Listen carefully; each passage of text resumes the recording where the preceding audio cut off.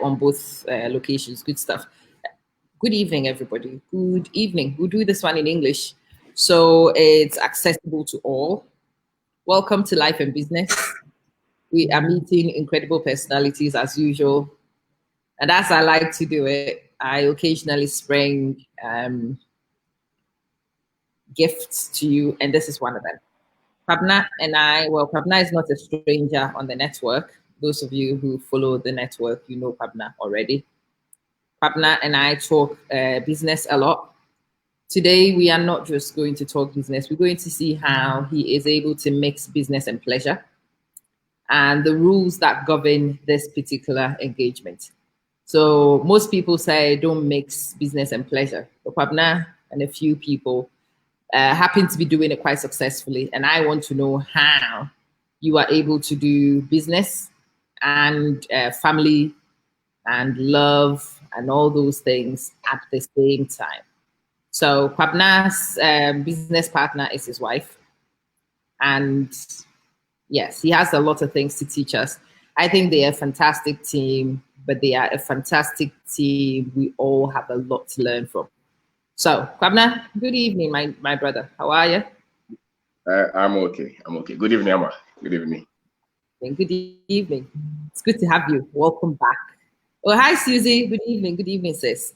Right. So, for those of you who might not remember Kwabena, maybe we have new people in.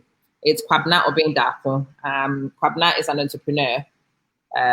He runs a few interesting businesses and apps. Come back.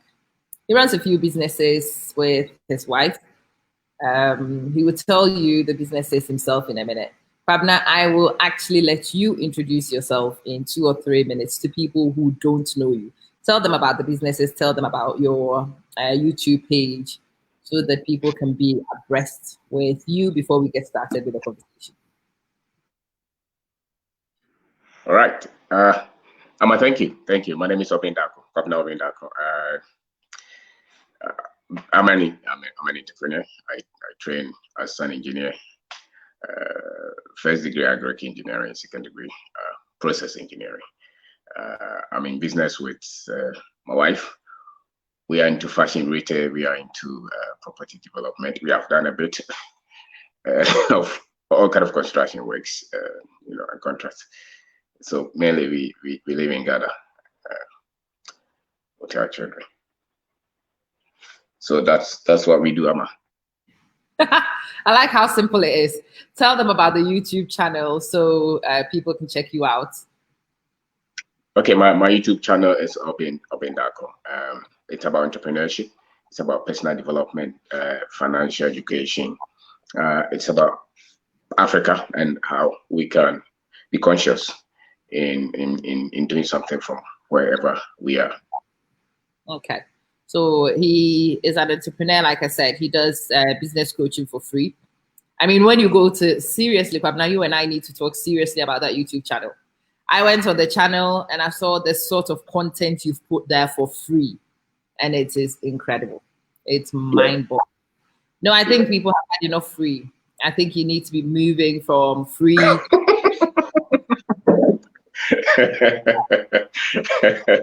is only so much free. I think there's about 500 videos on that channel, if I'm not mistaken. Yes, it's right. I'm sorry. It's right. Yeah. It's over 500 videos. Yes. The last time I looked at it, I'm like 500 free YouTube videos. Are you kidding me? So yeah, those of you who like freebies, I suggest you get started on those 5. Because I am going to start into webinars with me and other things as well. Yeah, his skills need to be monetized a little bit more. He's too skilled, really, to true. Truth has to be told, and you know me, I will tell it as it is. I refuse to mince words. So there we go. Right. Kwabena and I, Susie says, can you speak a bit louder, Kwabena? Okay, Susie. All right. So let's talk. Kwabena, how did you and Marie actually decide that, let's actually unpick it for those who don't know the story. Were you in business before you decided to add the love and recreation? Or were you in love before you decided to go and do business? You mean me? You're talking to me. You said we should speak English, so you're going to speak English. We had to speak. Hi, Tilly. Yes, I'm asking where the story started. Was it the love first and the business later, or was it business first and love later, or did it happen simultaneously? And planting first, then the business came along. And planting first, and then business came along. Interesting. Yes. So, whilst you were busy training in Mpna, how did business actually happen? How did it start? No, we were friends. We married, and then business alongside. I don't think there is a clear. I've not thought of it. Maybe Marie can answer that better. But no, I need you to. That would be difficult. But largely, whatever answer this question is, when you answer, it's never right. They will tell you it's not right. It's a story. It's not a right or wrong one. I want to know. Okay. So, how did you two decide that you were going to go in business? How did it happen? Okay, all right. So, say after school, you try bit and piece of everything. So we register business. We try this. We try. There's no clear definition of it. Then along the line, some businesses start to form, and after formation, you're still not sure. It's entrepreneurship. It's not like a very clear business person with business plan. That pattern. No, this is purely entrepreneurship. Is you're weaving, you're trying. You just hit here, hit there, and then something comes out, and it can be business. You register it, formalizes. So it's like that. It was not something we had to sit down to plan and launch it and follow the pattern. I don't think that's how it's. Okay, so it's okay. Today I will tease the story out. It's a bit uncomfortable talking about yourself, but that's what I'm going to make you do today. You are going to talk about yourself. You're going to tell us about you so we can learn from this story. So I'm patient. I will draw you out. You be patient and we'll get there in the end. So we know you are an engineer. What about your wife? Was she a business person? She is also a mathematician. She has first degree mathematics and second degree business at MBA. Right. I mean, that happened later. That obviously happened after the business. So yes. We will come there. Yes. She's a mathematician and you are an engineer, and both of you are in retailing. Interesting. Yes, retail. Yes. Very interesting career choices. And that's where I'm actually driving. I want people to see how you got there. So when you left school, before you decided to do business, what was the first thing that both of you were doing? What were you doing initially? Okay, so Ghana after national service. Growing up, my grandparents, my mother was trading, okay. So that is what where you start, and then in the university, you try to sell some few things, and then we started to read a lot of things. So after national service, I didn't see myself trying to going to look for a job from where. So we tried to do some few things. Some of them worked, some of them didn't work. Then later, we decided to go to school in Ghana format, and then we still came back to Ghana, and then we started to fidget around, hit here, hit there, hit here, hit there, and then some of them started to make sense, after a while. Okay. But what is important is that some people can do business, they never formalize it. I think what helped is that we registered the business, we opened an account, we did some letterheads, some business cards, so that puts you in that shape. Even if you're not doing anything that anybody is paying you, it puts you in that shape. You have some office in your room, and you have some laptop. And so that's how one of those businesses, started. And then the other ones came on board, so it's still the same format. I remember some of the documents, if I pull them out, you You are just trying. You go to the internet center and you write some things, you download a lot of data because you're not sure. It's not like you sat down to say this is the kind of business I want to do. A lot of them just You just out of the grinding. Okay, I'm telling the story, guys, because a lot of people ask me, how do people get there?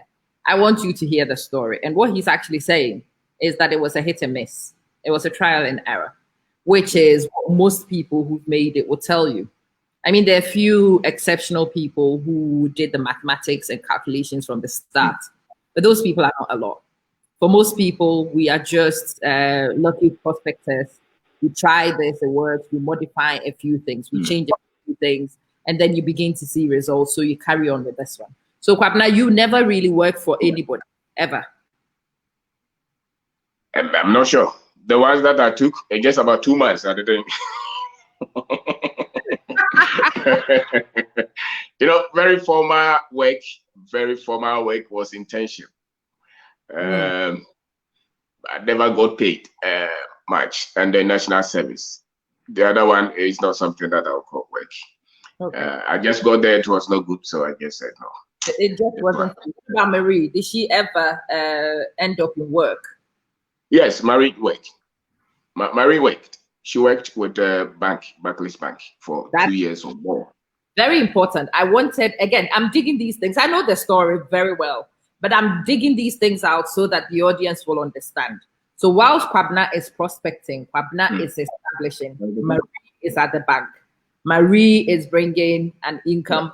Kwabena is prospecting, and it brings some security to the family. It's very important that we understand this and we establish this, because I've seen two people this week who are threatening to divorce each other because both of them decided that they were giving their jobs up at the same time so they could go into business together. But obviously, when you've made that kind of decision, there is no income and the expenditures have not gone anywhere. If anything, the expenditures have actually increased because of the business, and the stress on the marriage is just incredible. Incredible. And for those people's sake, and for people who might want to do that, I want to be clear. So the story goes that he is prospecting, but his wife is in a bank. His wife is working. And when things have established up to a point, his wife also transitions from the bank, and they launch the business and they grow the business together. Ama, that is perfect. What you're saying is so perfect. It's not like that. Tell us the real truth. Tell us some of the things that I haven't said yet. Okay. Some of these things, maybe when I say them, I don't know whether she will say it's right. So. Beside you and stop hiding behind the camera. Say it again. Tell her to get from behind the camera and come sit beside you. She probably will say, but this is what I remember. She was working. Without that would be difficult. I mean, I think that if you want to be an entrepreneur, if you want to start a business, it's better you start when you have no load, which means when you have no children, when you have no family, because business is an enterprise. It needs money to run. Yeah. So and marriage is also like that. So to put the two together with no income is dangerous. If you're a man, you're thinking like that, don't do it. If you were that much smart, then you should have done it when you were very young. No load, nothing, no girlfriend. Even if there was, if there is no girlfriend, the better. You spend a lot of energy, you are going to make a lot of mistakes. It will take you not less than 5 years for you to understand what you are even doing. There are a lot of errors that are going to come up, which will by all means end up in debt and financial difficulties. So if you add a family to it and there is nothing coming in, you're going to create unnecessary pressure. And so that's not a good model. We had to just do something because subconsciously, I don't think there was any other thing that I could do, Yeah. So it's just the business that I thought I could do. That was how I had formatted my mind. That was how I had just been feeding myself with the kind of books that I've been reading. Even though there was no clear cut, it was just that was the lifestyle that I could live, And so you hit here, you hit there, you form something with friends, it doesn't work, you go here, it doesn't work. So and all of those create pressure and bring problems. When Marie was working, it was fantastic, like that. And even at that time, we were still doing something. We were picking things that she was selling at the bank. And she's been doing this all her life anyway. Her parents, her mother, aunties, she was into that growing up. So selling things or doing something not formal was not that much difficult, So going to the market to buy things to add up was just something that it just came naturally because you grew up with that, So I think that's how it worked. I never thought anybody would ask me this. The thing you ask you is what I will ask. So we are building a story. So Kwabena says, okay, I give you the idealistic version because I'm only storytelling. Obviously, it's not so simple. It's not so straightforward. But essentially, he's prospecting. His wife is working. The income augments. He takes the risk. She brings the security. It brings a little bit of balance to the family because they're a married couple. Marie does a bit of trading while she's still at the bank. So what made her leave the bank finally to come into business with you? See, I started in construction engineering works. Okay. So Marie basically was not, even though she was involved in terms of the decisions, but I did that with some friends. Oh yeah, me and my friends. Now, just about so just about the time that those things started, we also registered at the other company, and the intention was, I'm talking of Envy, the intention was not to even use it for what it was registered for. Okay. It was something else because, once you want to be private person, anything that you think about, you want to try. Yeah. So, but then she was selling bags. She was doing all this. She had a lot of ideas from there. So then we just happened to go to Melcom Plus to just look for a space to do exhibition. Okay. That's the story I remember. And then just to get a table, and the gentleman told us that there's this place you can rent if you want. So we look at it and we express interest, and that's and so where I had an office at Jowulu, there was this place that they were moving. So we moved the things.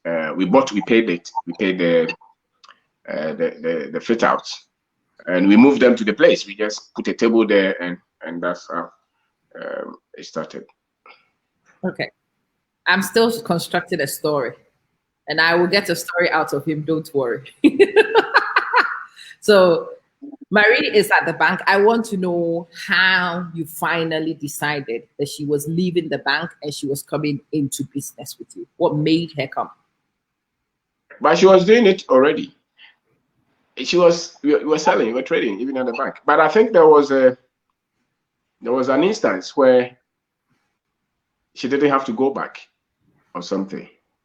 Yeah. And there were other not want to go back. Yes, other offers or somewhere. And then, but this thing had clicked. We had opened it. And so she will go there, we pick some girl as well, we put the girl there. And that was it. Okay. Right. So guys, this is family life and business with Kwabena Obendako. And yes, I am trying to draw a story out of Kwabena. I want you to understand how their business started. I want you to unpick the journey so that journey could be inspiration for some of you. It could be a model to cross-reference sometimes, and there will be lessons in there as well. I will ask him for the lessons as we go along. So, Kwabena, you started this business. How did you decide who was going to do what in this business? Actually, let me ask you, what are your roles in the business, the two of you? What are your roles exactly in the business? No, Marie is the managing director of Envy. She makes all the. I was running the construction companies. Okay. The ones that are registered. There's a development company that we have together. The Envy, we are in it together. Okay. But she makes the decisions. Executive, yeah. if there is any decision that I make, it's more of the training of the girls, Okay. and maybe recruitment and what again, a lot of the fittings and maybe the website, the infrastructure, the technical things. I would do that, but a lot of the administration, the finance, the product, the procurement, and those, she handles those. The workshop, the boys all setting up a shop, everything that goes in there, I try to do those myself. And maybe managing the men, they work with me more than they work with her. A lot of them work under her as well. So it's not so strict definition. See, the thing about it is that most of us, you have to go through the condition to know that she's not just a woman, she's an executive. So she makes those decisions. I don't I don't want my head over those. And she's very good with the finances and with all those. The ones that I don't agree, no problem.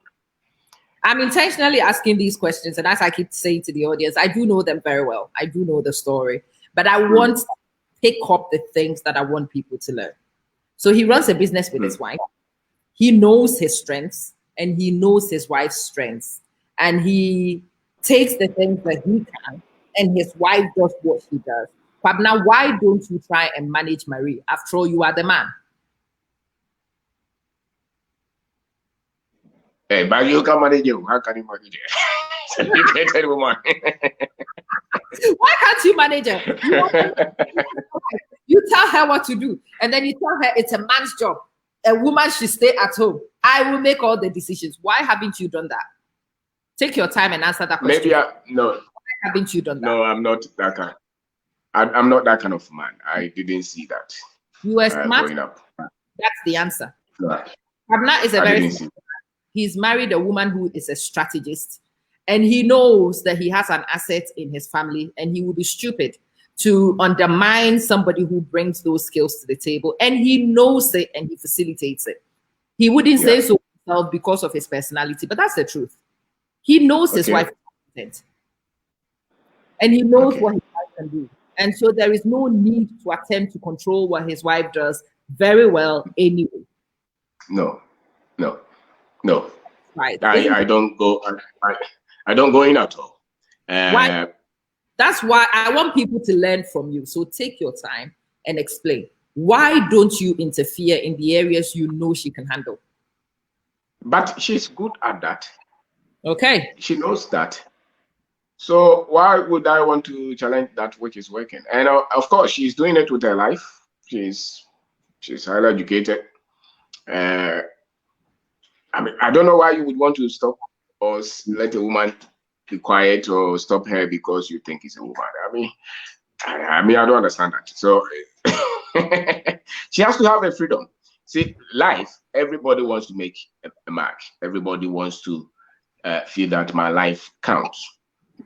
So if you want to sit on your woman, it means you don't understand life. It gets into the middle of the game, she will wake up. Everybody wants to look back and say that I've done something with my life. So the least that I can do is to make sure that she can look at something that she has built with her life, to say that this is what I've done with my life, and she can be proud of it. And people who are living purposefully and engage with their their inner being and expressing their gift, it's very easy for you to live with a human being like that, because then they feel that they're worth something.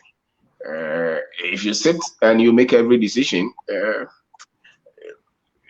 it's not something that I would want to do ever. It doesn't make sense. That's a partner.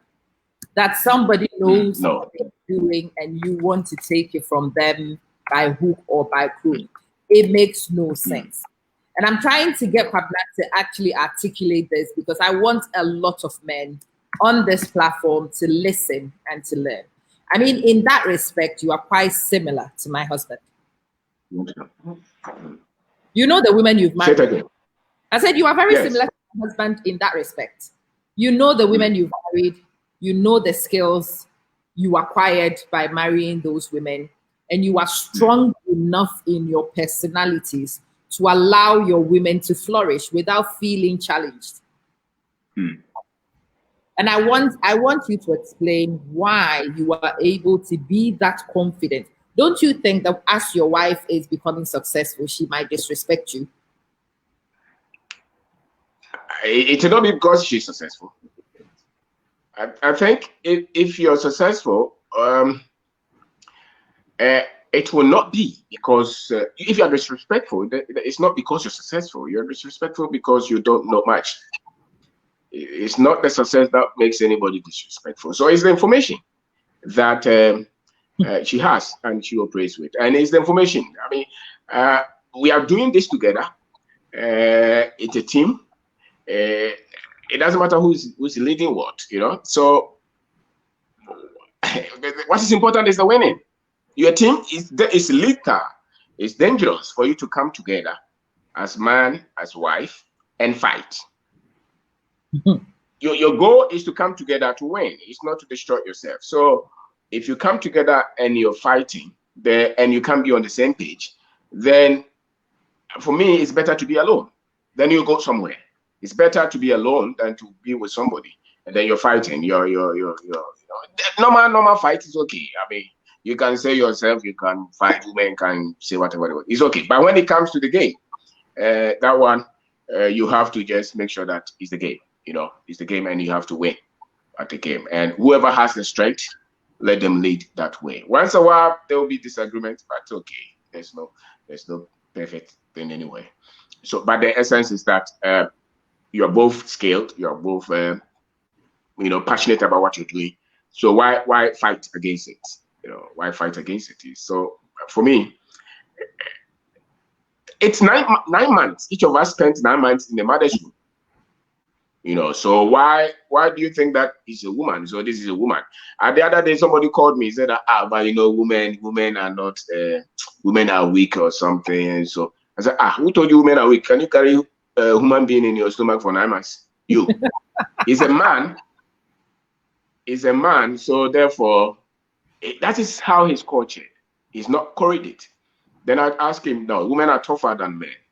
Women are way more tougher, far more intense, far more intelligent than men. Men take risk faster.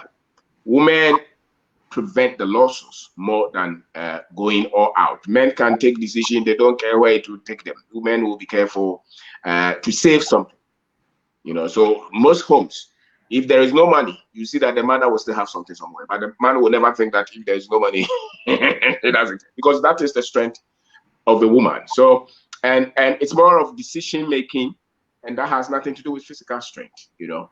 So this is decisions. This is. And I have a different theory, actually.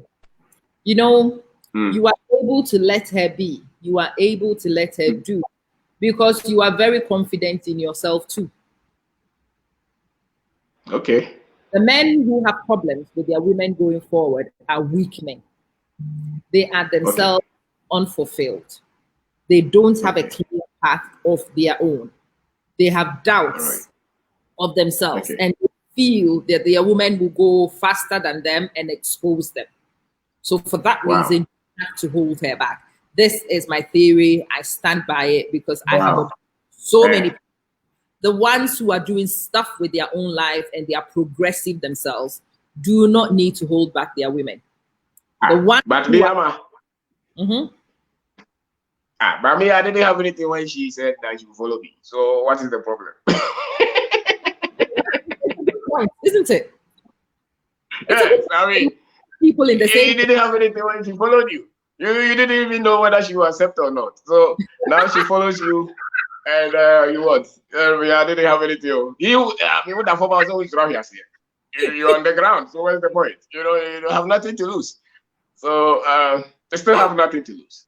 You know, so that's no problem at all. Me, I can get single room, you know, and we take trotro, but you have a woman with you. You have a woman with you, you can say, you know, but she agreed to go with you even though you don't have anything. So why do you want to stop her from succeeding? Or from both of you from succeeding? I mean, I don't think like that. And I think it's more of information. It's more of knowledge. It's more of thinking. It's more of training. It's more of searching. It's not so much. A lot of people don't want to learn. That's the problem. You know, they are young, but they are old in their thinking. So they think like when their grandfather had 3 wives, you know, or 4 wives. So your grandfather probably had 4 wives. A lot of them, it had to be in their time. Now this is not your grandfather's time. You know, you're trying to stay with one woman, and so you might as well make sure that you make it happy. And so for me, that should meaningfully. To me, I spoke to somebody recently, and the person says any man who does that is not a strategist. And I actually believe, and I agree. Any guy who does that with his own partner is not a strategist. Because if you are a strategist, you look at your strengths and you look at your weaknesses. And put forward your best assets. So I know some men who've given up their career so that their women's career could progress, because they could see that a woman's career will progress faster. So there was no need hindering the woman's career whilst his was not going to progress as fast.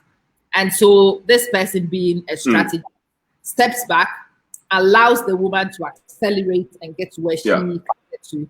And then he has time to reconstruct, get back on the career, and both of them win.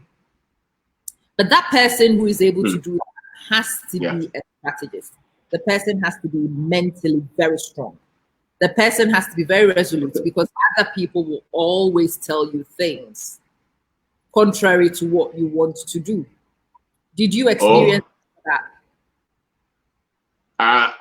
For me, I think I've always had mind on my own. I think I've always challenged a lot of things. I don't agree with a lot of things. I remember my sisters, growing up, they would put something on their leg, and some people will ask, why would your sister? I said, but that's what she wants to do. What's the problem? She can put something on her leg. She's a woman. She wants to express herself, you know. So that's the kind of person. I was very young, but I never saw anything wrong with it anyway. Because you have the right to wear your niqab, but you don't want her to put something on her leg. Who made you God? You know. So I don't have that. I don't really. Once they can make decisions on their own, that's fine. And as a matter of fact, I don't think that if they can make decisions on their own, if they don't believe themselves, if they are not ambitious, I don't think is something that I'll be interested in. You must be ambitious. You must be self-driven. You must look at becoming better all the time. You know. So for me, no. There are a lot of beautiful women, which I find it very difficult why somebody would marry them, because their mind, for me, they are not intense. They are weak. They go with everything. That for me is unfortunate. You know, a woman, you're always watching something and cry on TV. You never pick anything to read. You're not ambitious. You're not self-driven. You don't everything you don't know. So what do you bring? For me, that is dangerous. So you want a woman who brings something to the table. That's very intelligent. You bring energy. You bring teamwork. You know, you want to go somewhere. But what if she becomes famous? What if, for example, in this business of yours, most people see Marie at the front, and so people will so it's a joint initiative. I know that, but people who walk to the shops will not know that. They will see Marie is the face of the business, and she's getting famous, and you are not getting famous. Why are you not worried? But why should you be worried? She gets famous, and so what? She's famous, no problem. It doesn't matter. She's famous. It's okay. Okay, let me try to answer that. Yes. So, no, but I think it's more of, we are not even running just one business. There are other businesses that we're doing. There are other things that you're doing. And she can go as to which levels that she wants to go. Nothing should stop her from going. I should not become that, sinking force. And so, if she's... Repeat it for me. If you are... I should not become the sinking force. You are not the force of gravity in her life at all. You are supposed to be. No. You should be pushing her forward, not the other way around. Yes. So, and it's not about competition. I don't know. Some people will go through that their own way, but if she succeeds, it's us succeeding. So, and she is competent to lead the organization. So why should she not be seen? So that for me is not anything. Okay, let's go to the other side. Other men will be talking to your wife. I mean, she goes on business trips without you. And yeah, how does that work in your head? So that somebody will go and nobody she can make that decision herself. Yeah, I said that she accepted when I was broke. So so I think maybe if you have a lot of money and they come in, you may have concern because you think you had money. I had vim, vigor. That's all. So I don't think people are principled, and so it should be fine with that. People are principled. So it's this trust in a person's decision-making systems, which is what brings you to this point, isn't it? Yes, you have to have that belief. That she's capable and she will make choices which are sensible. You trust in her ability to act. You believe in her capacity, and that's why you are here. And that's the point. Yes. I want to understand that. Okay. It's really important we get it. Okay, so you need you to decide. But she's an adult. She's mature. All right. With children. Okay, so we're getting somewhere. Okay. So you see her as an adult with full capacity. Yes. She doesn't need you to second guess her choices. She's capable of making choices. No, she doesn't need me to do that. Now that's you see, Ama, she makes all the financial decisions. There we go. She may tell me, you may not tell me. Even the other things that we do, she controls the money. I don't. So that there will not be any trouble to say, where did the money go? Even the 200 that comes to me, they will say, where did it go? So you handle that. You handle that, and that makes it very easy. Yeah. And I think they are better skilled than the men. We are headed. Wait. If you have. That's a fact. I mean, Kwabena does the construction side of it. And that's the point. See, there is no need to compete and fight for the little one Marie has or the little one Kwabena has, because each one of them is very engaged in their own sectors. They know themselves. They know their skills. They know what they bring to the table, and they don't interfere with each other's decision-making because they respect each person's abilities. And that's one of the most important things if you're going to go to business. I mean, my husband and I am the daredevil and he is the other one. I am the one. It's very funny. You were saying something about men being risk takers.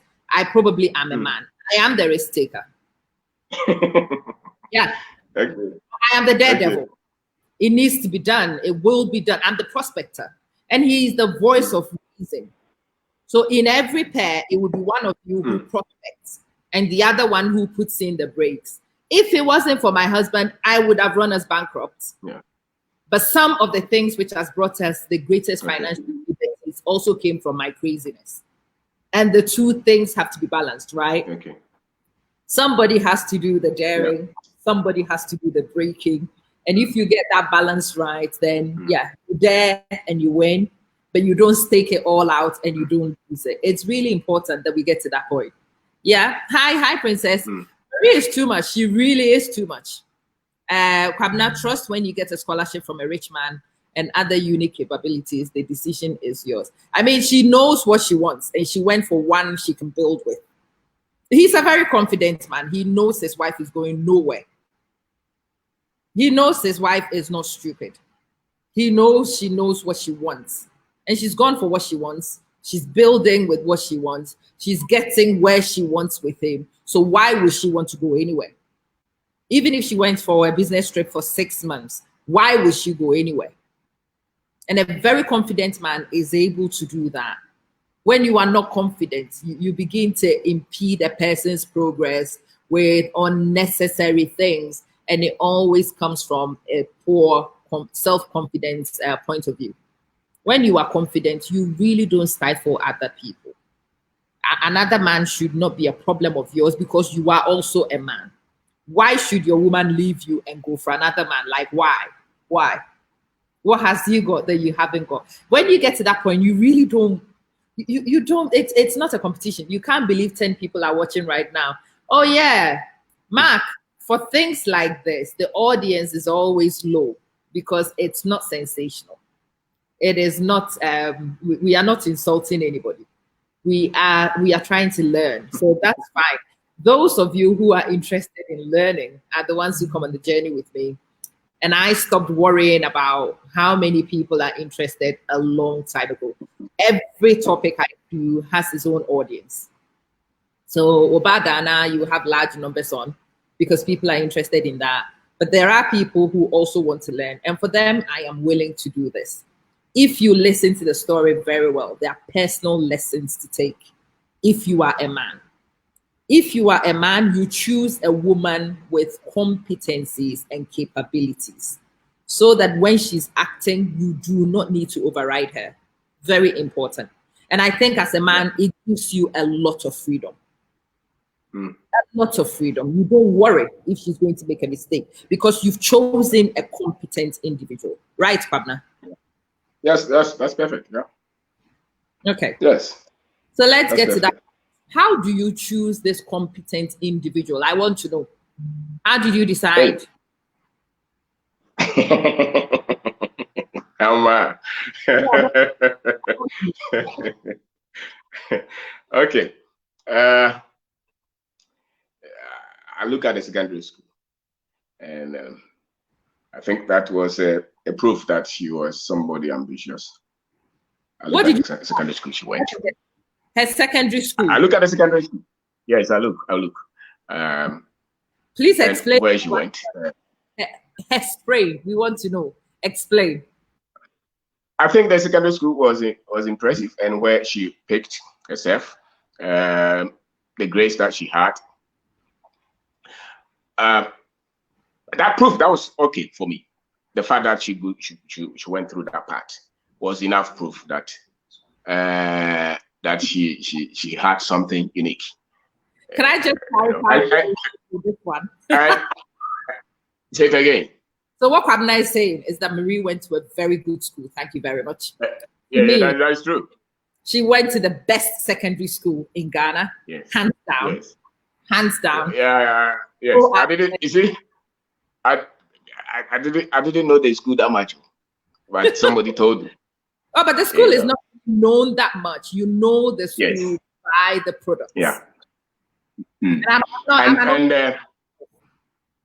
yes, I know. So I'm just telling people from the audience, Maria and I went to secondary school together. You will find that a lot of the girls that I've managed to convince a few of them to come on the programs to talk. And you will find a lot of them have gone into entrepreneurship and stuff like that. And it comes from the basic training you get in that era. I'm glad you've gone there. So you check the secondary school. And then what else did you check, Kwabena? Yes. She's beautiful. Absolutely. So, that helps. Yes, so yes. And you could see that she's cultured. Okay. She's not somewhere, and the culture is somewhere. She understands where the culture is, where the drive is. And that is key. Yeah. You don't want somebody who is living in some realms. And for me, that shows that the person is conscious, the person is present. And from there, the other things you can manage. But if you engage a woman and you see that she's not living here, she's somewhere, that becomes difficult because then she's not settled a lot of things herself. And if you have not settled a lot of things yourself, little things will even be escalated. Little difficulties will make you give up.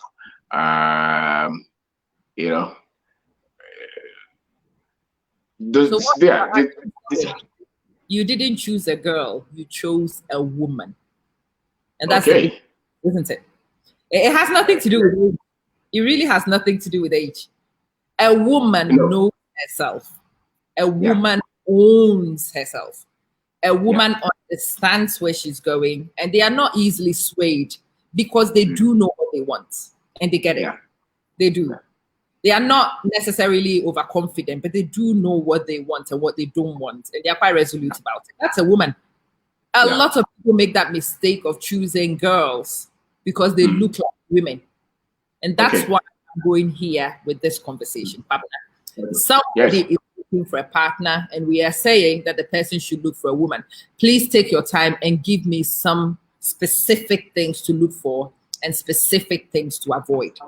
How do you know? Hey, Ama, I'm engineer. I went to boys school. Speak to them. I'm telling you, Mr. Engineer. Let me tell you. I went to a Poko school. Okay. It's all boys.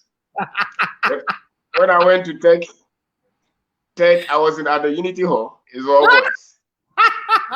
If you're looking for somebody with women's skill, you wouldn't find me. Well, I'm sorry. You've made a great choice. You are belittling yourself there. I am not going to accept it. So, what should go on in your mind when you are choosing, even if you are an Opokuwari boy? Yeah. Okay. So I think that you look for maturity. You look for that, even if at the young, it's at the young age. She's not like when you meet. They want to go to restaurant. Okay. They want to go to the party. Okay. Birthday celebration is a big thing for them. Okay. Weave on and nails and things like that. Okay. But then they are lazy with work. That is a bad choice.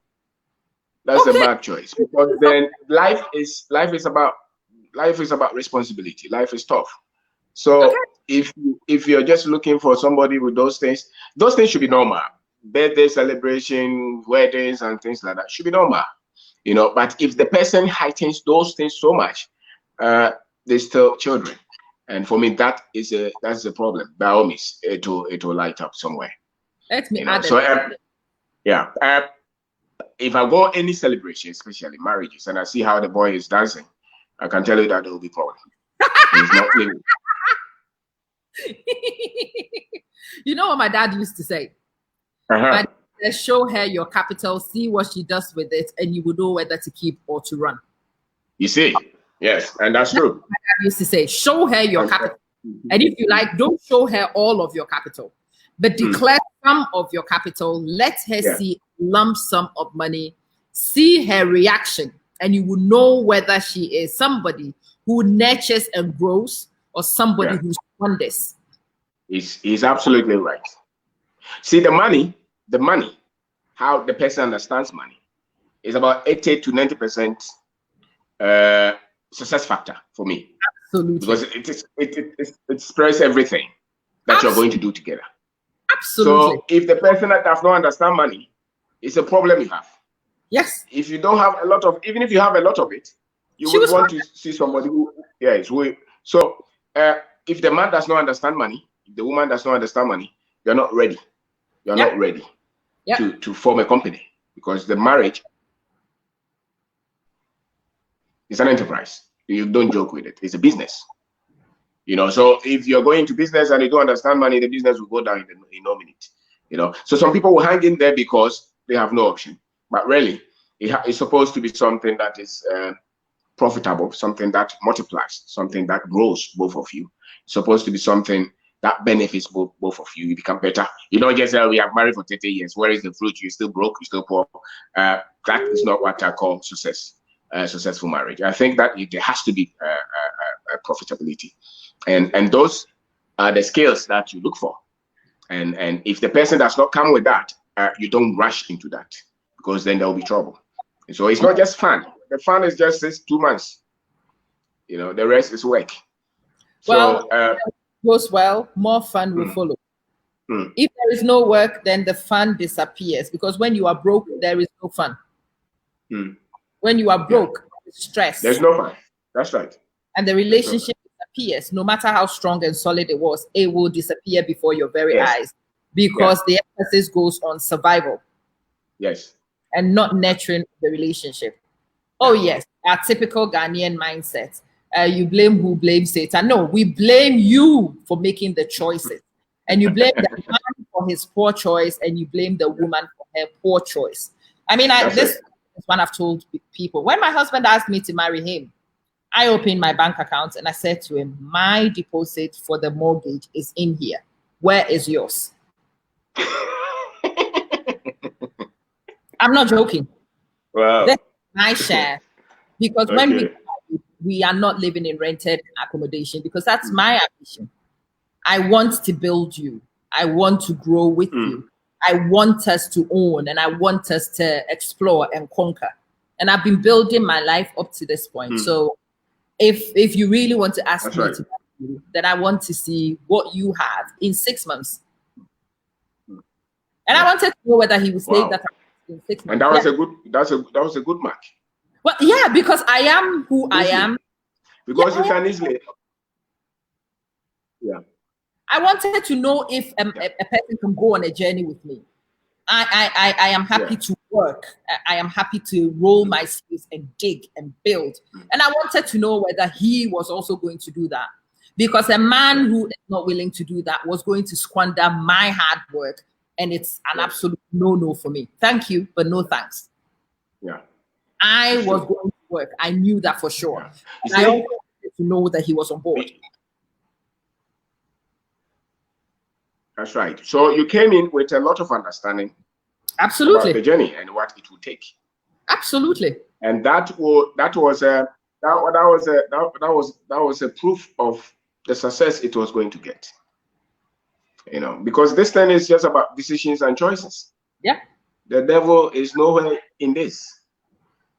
Life is just decisions and choices. And so the more we know better, the better the decisions that we make. So the more informed we are, the better and the more fulfilling the journey becomes. So people blame a lot of things. I say that it's your maturity, the decisions that you're making, or even if you started wrongly, how quickly you were able to adapt and learn for the required skills and the required tools that you would have to go through this journey with, you know. So if you're still unconscious of this, then there will be problems. You know? And most people are unconscious. Yes. And that's most people are in problem with this. And that's why a lot of people suffer with this journey. Because they were not ready. Yeah. So it's choices. No matter what people think, it's choices. It's all choices. And it's all understanding. Yes. I want this to go down this path because I want people to understand the choices you make, the reasons why you make choices, the consequences of some of those choices. So at least your mistakes and your progress can inform other people's stories and help people grow faster. Because that's the point of mentorship. That's the point of putting information in public domain. Matilda says, don't worry, let's keep sharing. Ama has other platforms, or people will watch it. Some people will come and watch it. My videos, I don't really worry much about the number on the screen because a lot of people watch on the back. Besides, if it was only 20 people watching Matilda, I am absolutely fine with that. That will be the 20 who want this information, who will learn from this information, and that's absolutely fine. So we are talking life, we are talking balance between life and business. I am trying to help those of you who think that as a man, you make every decision. As a man, you control everything in the house. If you are a man who does that, you will be dead before you are 45. The men who do that, the men who want to do everything for their women, they want to be everywhere, they are in everything, they are busybodies, they kill themselves before they are 45. The ones who understand that it's a team effort and they learn to let their women do what their women do and they do their bit and together it comes into the same pot. Those men don't stress as much and those men are unlikely to go quickly. This is my friend's thesis. And when she sent me the data, I was gobsmacked. Gobsmacked. So actually, it's very important for you, the man, and your survival, your longevity, that you pick the right woman, you empower the right woman, so she contributes meaningfully and reduce your stress. You've gone very serious. Do you agree with this one, Kwabena, from experience or not? Yes, yes, I do. I do. My mother is very hardworking. She was never waiting for my father. Okay. You know, Kwabena women are very tough. My grandmother was the same. Okay. So children, sisters, a lot of them are like that. They're hardworking. And so maybe that affected the choice. But life is 80% of the divorces, they say, in some of these countries are initiated by women. Yeah. There's a reason for that. Because they feel like they've been hemmed. So there's no point trying to control anything. You control with you are the man, you are the rock, you are the protector, you are the foundation of whatever is being built. They look up to you, they take their confidence, they take their solace in you. And it cannot be chaotic, it cannot be, you cannot be all those psychological ways they use, So you have to be that calm and stable. Yeah. And sometimes, like, you are not even leading, but you're leading because you're stable. They look up to you and they know that you're not just going to change. You're not going to pack your things and move from the house in 2 minutes because you're stable. You know you're responsible. So you've gone there. You are leading, but you are not shouting.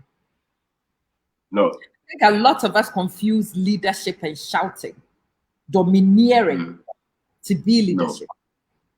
No. Explain that one to us. How do you lead and not?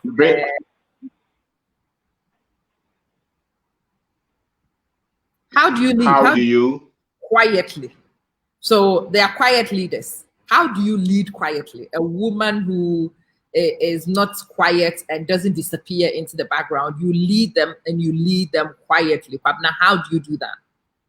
The best way to lead people is to make them find things themselves and to build their own confidence in their abilities to do whatever they're doing. Okay. That is the best way to lead people. So you create an environment at home where everybody is learning, everybody is becoming better. Everybody is learning, whether it's books, whether it's audios, whether it's tapes. You're encouraging people to always acquire new knowledge. And that, because you are acquiring new knowledge, she's acquiring new knowledge, you're always learning. If you look at the two metal parts that are rubbing on each other, they generate heat, and the lubricants are the ones that are to control the heat. Okay. So the knowledge that is being generated, the knowledge that is being generated at home is the lubricant. And so a lot of the friction is because people are still stuck in old thinking. Woo! And that's the problem. So you create an atmosphere where everybody is continuously learning, and that's life. Everybody is trying to acquire knowledge on anything, whether it's finance, whether it's leadership, whether it's any skill that you're building, anything that life concerns life, you're learning every day. You pick your teachers, and the internet is there. So that way, you don't even need to say anything because people are learning, and people get better when, especially husband and wife. I think a lot of them learn better from a third party than from themselves. So when you hear somebody say, if it's not your wife saying it, maybe you will see that it's not only the problem of your wife, but it's a common problem, So it's constantly creating an atmosphere of us learning, and that for me is a pure essence of leadership. It's acknowledging that you don't know it all. No. That the partner might also know some of it. That it's a collective learning experience. And that's very important, very, very important. I think when somebody respects your abilities, it makes all the difference to you. When somebody doesn't override you, it is very important. You are able to go forward and to make decisions. Obviously, some of them will be wrong, some of them will be right, but there isn't an enforcer over your neck pointing out every mistake you make and the person allows you to work things out and figure them out and to resolve them on your own, it builds you. It makes you into an asset. It becomes a very big asset to the team. And that's the whole thing, right? For those of you, Auntie Dakwa, you're welcome. Some of you have only just joined us. I'm talking to Kwabena Obendako. Kwabena and his wife run a range of businesses. And so I wanted to talk to them about life as a partnership and also as a business. They are mixing business and pleasure, and they seem to be doing it quite successfully. I want to know how they manage to mix those two things, because I want to know, so that when I grow up to be like them, I might be able to do it too. That's what we are discussing. When I grow up, now that I'm still 24, I need mentors and I'm learning. So when I grow up to be like, I might be able to apply some of those principles. It really doesn't matter how old you are. You can learn from somebody. So that's what we're doing. Kwabena, I want to delve deeper into personalities. When you work with somebody very closely and you live with the person, how are you able to separate the businessman persona and the father persona, or is it one and the same? Separate them. I don't know if you can separate them. People relate when you're respectful, when you're including, or what is the English word? When you include people, when you're respectful, when you notice people's strength, and when they make mistake, you are not loud. You encourage them to take risk to become better themselves. I think they apply both at home and at business as well. So it's just the basic two. People think that business is, the way that they have taught business in the West, I think is largely different from how business is supposed to be run here. And it's run here. As a matter of fact, Ghanaian businesses that are run well because you are human oriented, you are way ahead of the ones that are trying to bring the regiments and all these things that happen, because our people don't relate to that. They don't respond to that. And that's a fact. You can say that we are not productive, but we are productive when you involve them, when you treat them like humans, because that's what our culture knows. Largely, the colonization and the slavery, they did not happen to a large part of our people. They picked them, but they were not there controlling them. Now, if you look at what happened in all these countries, the slavery translated into corporate life, into everything. So there are a lot of laws that they still subjugate and suppress people, and they call them management tools and things like that. But our people are not used to that. So if you use that in the business sector, it becomes very difficult. And that's why some people say that Ghanaians are lazy. No, it's not like that. They respond more when you approach them from a certain point.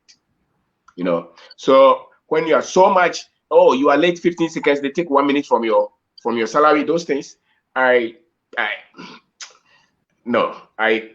a heavy heart for that. I don't click that so much than trying to let people connect with you. And when they connect with you, a lot of them will give their all. And it works both at home and in business. They give their all. Yes, a lot of them will take it for granted, but after a while, they notice that you are just a good person and they can work with you. And for me, that's the management style that you have to use here. So it's the same with the family. If you so much say that, this when they come home, there's no business, put phone off, me, I don't know that. When you come home, there's business. If business has to be done, business has to be done. If there is, other things have to be done, they have to be done. I don't try to let a lot of things be complicated like that. After all, one day you are gone. So what at all do you? I want to ask a question, because I think a lot of us try so hard to be one box and then to jump into another box, and it's quite confusing for the family setup. You are still a couple, and so the couple box is ticked still anyway. And when you are in business, you are a couple in business, and it helps when you have that fluidity between the two. Trying to segregate them and trying to jump in boxes and take hats off and replace them can also be a chore. So yeah, I wanted to go down that Maybe road. I don't think there should be anything like Mm. Well, because you are all those things at every minute anyway. You still her husband, then you are her business partner. When you are home, you are still her business partner, and when you are at work, you are still her husband, right? Oh, internet, come on, don't do Yes. this. Right? It's Go done. ahead. Okay. Now I was saying that when you are at work, she is still your wife, and you are still her husband. And when you are home, you are still business partners. And if you are able to find that commonality and fluidly operate in the various settings, it makes it easier, doesn't it? Yes. We go to a lot of places together. We run a lot of things together. We use technology. We use the phone. We try to make sure that the people who we work with are empowered to work without us mistrusting them or trying to control them and things like that. Even though the least among them who is not much skilled in terms of management or sometimes even in terms of skill, we still try to give them some bit of allowance. You know, they will make their errors. Some of them will grow through and become that much. So that gives us a lot of allowance to do the things that we can do well, which is sit back and which is sit back and let the people you work with work well. So your choice is more of making sure that you get the best of people to work with. And so when you get them, there's little problem. The stress on the business, whether it's the site or it's the shop, is less because you pick the right people and you train things like that. So you have to look at how to do things well and empower people around you. You know, so there's not a lot of chaos. Okay. Kwame has a question. He's looking for ideas. He says, what are some of the startup businesses that he could look into if he lives in the States but wants to work in Ghana? Oh, this one we did it on PCFM yesterday. Summarize it for us, please. Test spray. And you'll be amazed how much people want to know about business, about entrepreneurship, about self-development, about finance. So much. Calls from everywhere. You are in America, you want to start a business here. You have to get somebody you so much trust, somebody who is skilled, somebody who understands the industry that you want to go into. If they are going to see money every day. If you don't get that, then focus on areas that you would have to put money in, invest, and later you come to manage yourself. You know, so if you don't have the trust, don't do it. Keep the money. If you don't have people you believe in, who you can connect with, who are well skilled, then don't bring the money here to say that you are in America and doing business here. I would rather say then do business where you are. Build the business where you are. You must be present because you either get the money or the experience. So if you give the money to somebody and they lose the money, you lose your money and lose the experience. It's not the best option. I'd rather try it myself, lose the money, get experience, or gain the money, you know, both ways. So if you want to do business here, get the right kinds of, you know, the right people to connect with. If you don't trust them, don't do any business with them. Okay. Right. So that's what I can say. Looking at the economy, what sorts of things are things for new prospectors to look into? In Ghana, if you live here or if you don't live here. You don't live here. You live here. You live in Ghana. No, you live overseas and you want to prospect in Ghana. What sort of things should you look into? What makes sense to check out at the moment? I don't know how many people have been able to be absent and run successful businesses here. I don't know a lot of them. So that makes it very difficult. Because even the one that you are there, the one that you are present, you can't even see. And the one that you are somewhere, they think you have money. And I don't know. Maybe you can look at long-term investing in things that you can. You see, you either invest in business or invest in properties or invest in something like cocoa farm, cashew, you know, long-term things. But even that, you need somebody to do those work for you. If you invest in cocoa farm, for instance, it will take a while before it starts to, mature for you to get money out of it. So you have some buying time. Or if you want to build apartments and rent them, at least somebody, if you get a good contractor, he can build it for you, give you proper report. You can see that your money has gone into the structure. If you come and it's ready, you can give it to the rent and take your money. Doing street business, it doesn't just take the money that you have brought. It takes a lot of skill, a lot of presence for the business to work. So unless you are very special, or maybe the business is over the internet or something like that, then maybe that one is. But if it's the traditional kind of business that you have to be present, you really need you to be present for you to build a culture which can be that productive for you to get the results that you want. Because that's the essence of you being a business leader, to build a business culture that is productive. So if you're absent, who will build that? And without the culture, there's no productivity. So the kind of training you're giving to the people is so key. So if you're not present, then it's tough. It's tough. It's always Sundays. We do the program on Sundays after 4. It's with Odia Inkai in Tree. What's the name of the program? Sunday Starter Pack or something after church. You can go to their YouTube pages there. You can go to my YouTube pages there. You can go to their Facebook pages there. We have done a couple of them, over 5 or 6 of them over the last 2 months or so. The feedback is incredible. Fantastic all over. Yeah, because our people need information. People need information. I think we need information from credible sources, and that's been the problem. In Ghana, you will get lots of information. Everybody's an expert on everything. I'm telling you, everybody knows everything until you actually interrogate the content and you realize that we are most jack of all trades, master of none. So if you take business ideas, if you take advice from general open consultation, chances are that you will go wrong because that information is not as credible as you would think initially. So a lot of people have been ready. Yeah, it will sell. Bring it, and then you take it. Nobody knows. No, don't do that. You have to be here. See, you see, Ama, most people have maybe money. The reason most people want to do business is because they want to multiply their money. Most people abroad who say that they want to start business in Ghana, it's because they want to multiply their money. And I think there are better ways to multiply your money than send it to your brother who has no clue what sales is about, how to manage people, what system to use. You have lost the money. So if you want to multiply money, you have to sit down and look at your own system, how you can build one to suit you.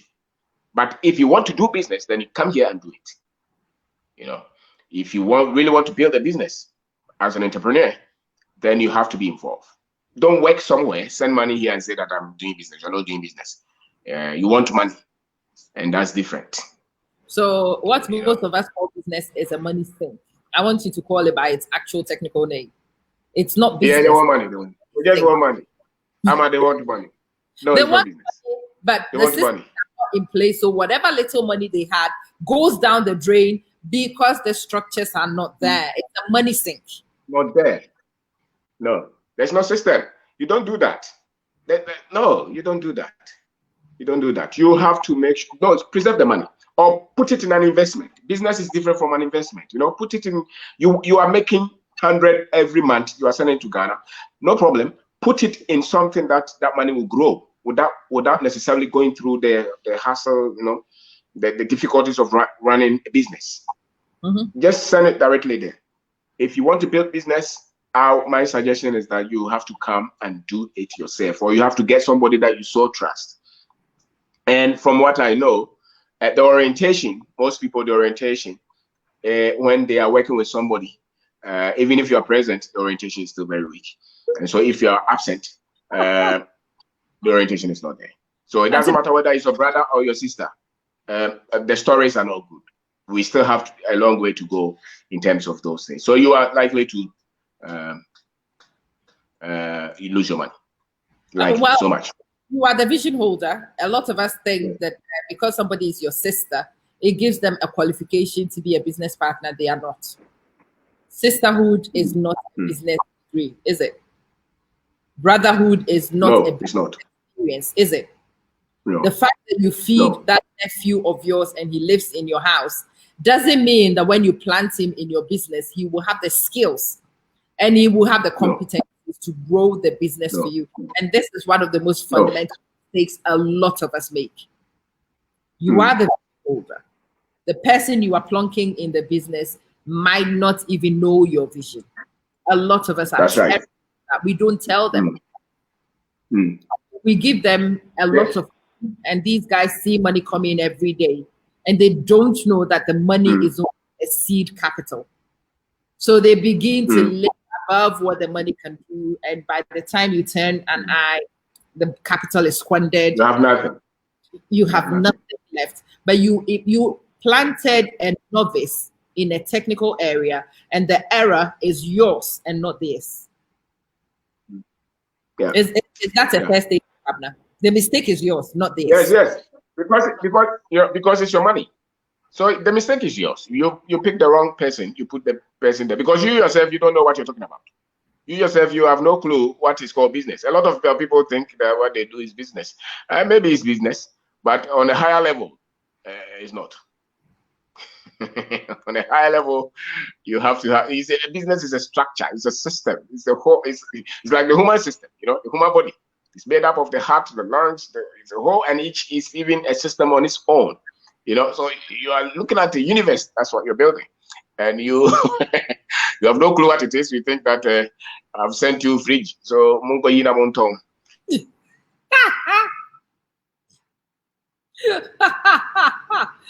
Woo! Oh la la, Kwabena is frozen. He'll be back. Be patient. You know what the network at home can be like. So be patient. If he needs to take himself off and come back, he will. We are talking. I started talking with Kwabena about life and business. I want us to learn from Kwabena. I want us all to discover from his experience and from other people we are talking to what works, what doesn't work, why it works, why it doesn't work, so that we can apply things from a point of knowledge. And that's what we are doing here right now. Kwabena will come back. I'm still waiting for him. Listen, he's told you a lot of things about his family life and how himself and his wife run their business. That was important to me. Welcome back. Yes, madam. Yep. Nana Pose is talking about things like franchising. There are many franchises. There are many things you can do. Again, with all these things, you need to talk. Let's talk about mentorship. Let's talk about learning. So those of you who are familiar with me, you've seen that I am definitely representing a few people, and we have webinars and we have seminars and we have a lot of learning going on. And yes, I am going to drag Kwabena kicking and screaming into a webinar very soon. He didn't know this either. He just Yeah, yeah, he also just found out. That is a Luther. You're doing a Luther. I've always been a constructionist. That's good. Always. And yes, the reason why we do things like that is to bring learning. I mean, we talk here and we have conversations, and the conversations are supposed to be thought starters. But thought starters are not on their own adequate for what you need. You need full impartation. You need somebody to be in teaching mode. You need the person to get from the beginning and teach you and help you and lead you. And the conversation is not enough. So yeah, I have a few of them. I've just popped 2 on the screen.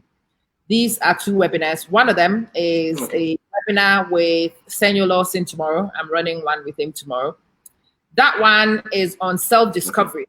So Kwabena was talking a few things. He knew himself. He knew his wife. He knew what he wanted. And from knowledge of himself, you cannot choose right if you don't know you. A woman might be beautiful, but might not be for you. A man might be rich, but might not be your kind of guy. I knew me, and I didn't want a guy who was already made. because I know somebody who is already made will come with certain attitudes that I cannot tolerate. I knew that somebody who's already made will have social people around them who will not view me with the respect I demand. And because I knew me and I knew what was core and important to me, if I met a guy and the guy was already made, I knew he was not for me. Because I construct, I build, and we own together. That's me. But you can't make a choice of a life partner, for example, if you don't know yourself. And if you don't know yourself, you need to first discover you. So that first one I've put, the 398, let me put the link in the actual conversation. This one is a webinar that I'm running with Senyo. It's running tomorrow. Pull you along. Yes, we need to pull each other along, Nana. We do. We need to drag ourselves kicking and screaming. Sometimes we do. Sometimes you might not even know what you need until somebody slaps you in your face with it. So sometimes that's one of the things I'm trying to do with my network. I bring people because I want you to see these people. Kwabena has been on YouTube for a long time, but a lot of you still were not noticing him. I want you to see Kwabena. I want to drag Kwabena in your face, and I want you to see his worth. And after you've seen Kwabena, you go back to his YouTube channel with your book and your pencil while those videos are free, and go and learn. And yes, I am yanking him into a webinar that he didn't even know about, because again, I want him to be in impartation with you. And that's what we are doing. So this first one is tomorrow. It's with Ferdinand Senyo Lawson. The special thing about this webinar is that when you register with Senyo, he sends you his book for free.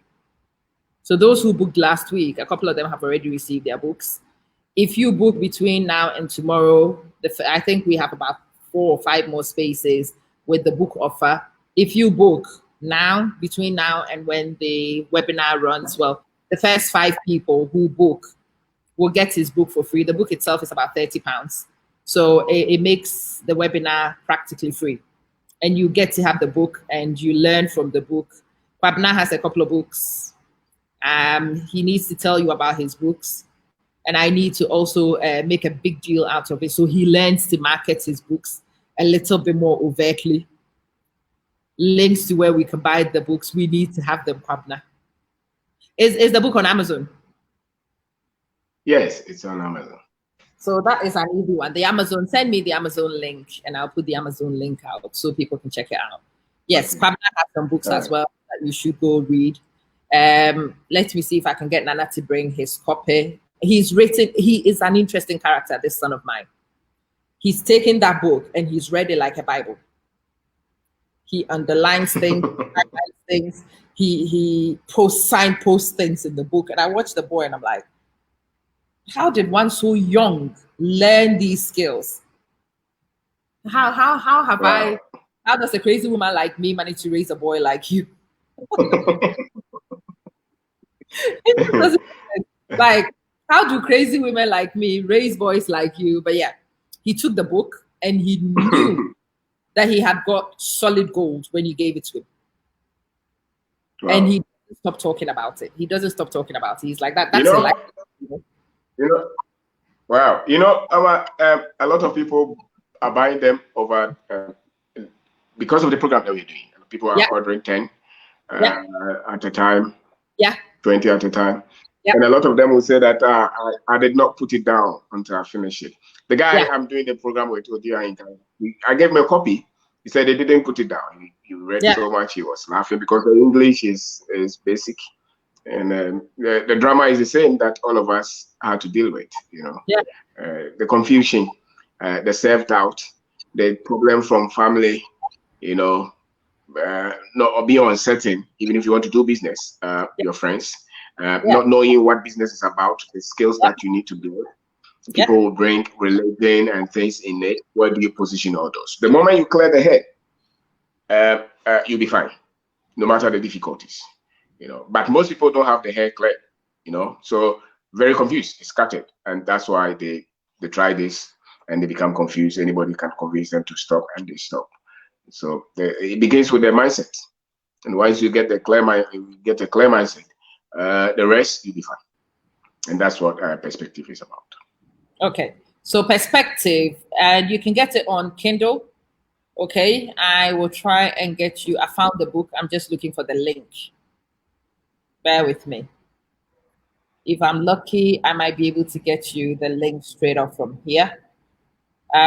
It's really important, Kwabena, that we share some of these things openly, overtly, so people who watch are able to tap into your experience. Yeah, if I want to read that book and I want to read my son's copy, I have to steal it when he's not looking. He guards that book with everything he has. And the funny thing is, when you first gave him, I was wondering whether the book was above his understanding. But how wrong was I? How wrong was I? How wrong was I? All right, those of you who want Happiness book, this is the link to go and buy the book from Amazon. So click on that link. I've given you the short link because I want to make it easier. Click on the short link, go straight to Amazon, whichever store you happen to be in. Thankfully, it is in many stores. I think what I've given you is from the US store. Doesn't really matter. Go into Amazon, type in Kwabena book, go check out, buy the book, and learn from the book. It is $2.99. It doesn't come any cheaper than that. You can't complain. Order the book. You can get it in Kindle as well. It is also available. Hello, Enokwisi. It's available in Kindle. Get the book, read the book, so the next time you see Kwabena here, you can ask him questions. He tells you his story. His journey is well documented in the book. I think those of you who are going into business, it sets the scene for you on what to expect, what is likely to happen, how people around you will react to your business journey, who the squanders will be, and who the enablers will be. It helps you identify those people. And that is priceless information, in fact. That is priceless. So we buy the book first, read the book, and then I would drag Kwabena kicking and screaming into one-on-one webinars sometime soon so that we can learn. Yeah. Okay. All right. So there we go. Guys, click on it. Go and buy the book. No, don't download any free copies anywhere. Buy the book and invest back in the person. You've listened to him for free today.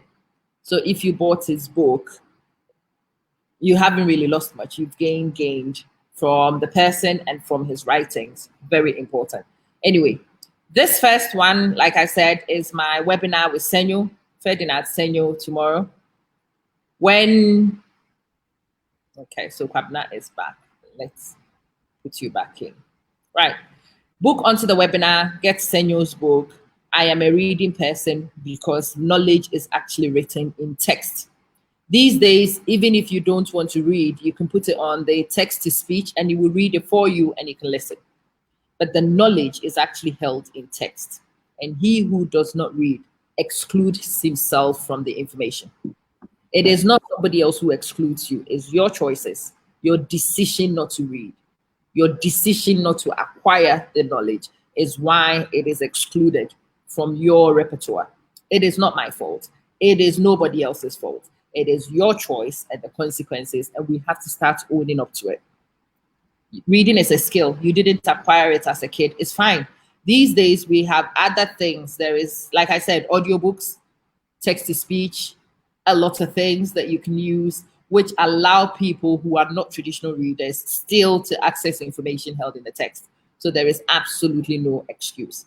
Book onto the webinar, buy Kwabena's book, go and invest in yourself. Make sure that you are skilled. If you don't get Kindle, it's fine. You can download the book. You can buy the book itself. There is a hard copy and there is the paperback and all versions. Have a look for them.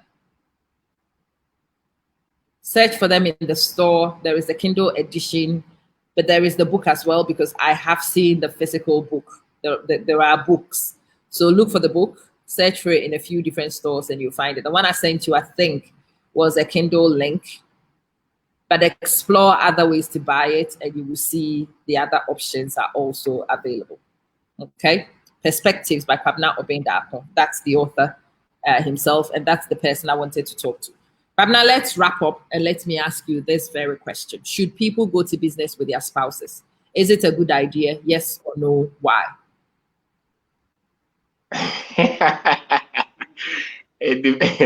Let me give you a typical Ghanaian expert response. When they come on radio, that's what they say. It depends. It depends on the couples. It depends. No, I'm not accepting it. Kwabena perspective. Is it a good idea? Yes. No. Why? Okay, I think it's yes. Why? It's yes.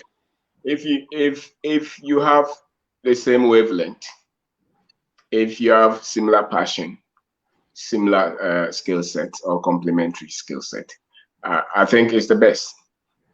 Because then, you see, business partnership is still partnership. The other person who is not even your wife is still a partner. Technically, it's like a wife. If you have a business partner, even if it's a male, it's a wife. There are a lot of things that you have to get along, or the business has no future. So there has to be trust. There has to be recognition of each other's strengths and weakness.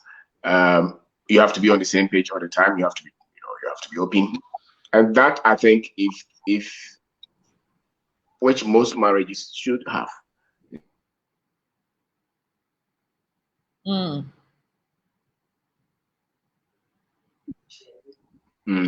So even if the person is not with you, the person knows almost everything about it, and you see, your best advice is always coming from the person anyway.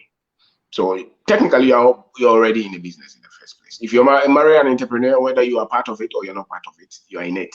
If there is problem, if it's in debt, you are part of the debt. Yeah. If it's in victory, you are part of the victory. So whether you like it or not, you're already a partner. So if there is something that you can do together, go ahead and do it. And so I think most people have less stress if they come together and do more than if they are somewhere and the other person is somewhere. And I think the problem usually is with the men, not with the women. Okay. Interesting perspective. The way I see it, if you have a business partner, you will split profits with them anyway. If your business partner happens to be your wife, then you have 100% of the profit because it goes into the same pot. That's the way I see it, right? Yeah. If I went to business with somebody else, I would split profit. They would take their share outside of my influence and I would keep my share. But if that person happened to be my wife, then we share it and put it in the same pot. It remains in the same household. Anyway, the way I see it. Anyway, my guest has been Kwabena Obendako.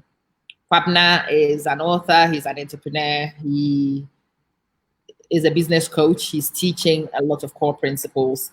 And yes, his book I just shared on that link. You can get Kwabena's book, Perspectives.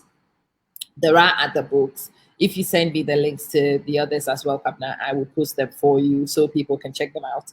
Yeah, do buy some as gifts for people for sure. Buy some for your children. You will be surprised the impact it has on, and I am a living testimony of that. My son read it so religiously, even my daughter took an interest. Because at first it was her brother's book. And then he gathered it like that. And I was stealing his book to read. So she wanted to know what was in the book. And everybody sort of managed to check the book out and see what's in there. Gift it to your children. It might be the change which augments your child from an employee mentality into becoming somebody who is an entrepreneur. Because that's where the future is, really. That's where the future really is. It's been an absolute pleasure to have you guys. I am honored that you've been here, you've listened. Kwabena, I am eternally grateful. And as I said, I will be back in your ear. We will be talking webinars. And yes, those of you who are business people who are looking for coaching and want Kwabena to sit and teach you how to set up your business, those of you who want to go to Ghana and set up business, and you would like Kwabena to talk to you about how to register a business in Ghana, how to register for tax, when and where you should be looking, should you hire